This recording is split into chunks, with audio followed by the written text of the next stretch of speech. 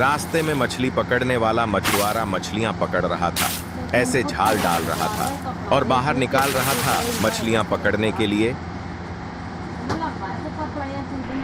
और तड़फ तड़फ के मछलियां मर रही थीं और कुछ कांटे डाल रहा था।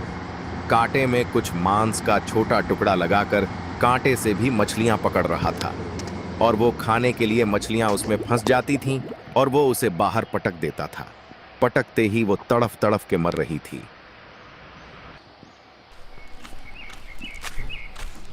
अब उस शिष्य ने पूछा, है गुरुदेव, ये जो प्राणी इतनी हिंसा कर रहा है, इसका क्या फल मिलेगा और कब मिलेगा? क्या होगा इसका?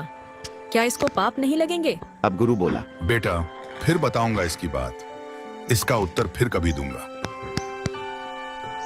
अभी आजा मेरे साथ।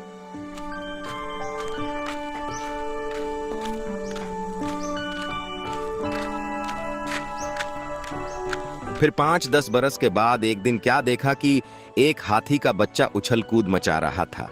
उछल कूद मचाता मचाता वो 2 पेड़ों के बीच में फंस गया। उछल कूद करने के चलते वो 2 पेड़ साथ में थे, उनके बीच में फंस गया और फिर वो खींचातानी करते करते बड़ी मुश्किल से उसमें से निकल तो गया, पर छिल गया सारा। उसके ऊपर की खाल छील गई रगड़ खाने की वजह से और उसमें सारे में कीड़े पड़ गए। पूरे शरीर को कीड़े खा रहे हैं बिना गिनती के, और वो चिल्लाता चिल्लाता जा रहा है। और एक दिन वहीं वह दोनों गुरु और चेला जा रहे थे। अब उस शिष्य ने पूछा,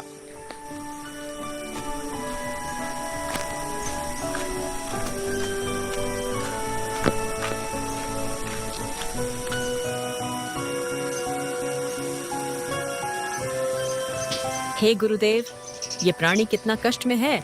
इस प्राणी का कौन सा ऐसा पाप है जो इसके आड़े आ गया है?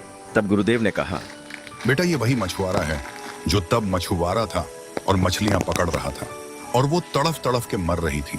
ये हाथी का बच्चा जो है, ये वो मछुआरा व्यक्ति है, और ये जो सारी वो मछलियां थी, वो अब ये कीड़े हैं जो अब उसको नोच नोच के खा रही हैं।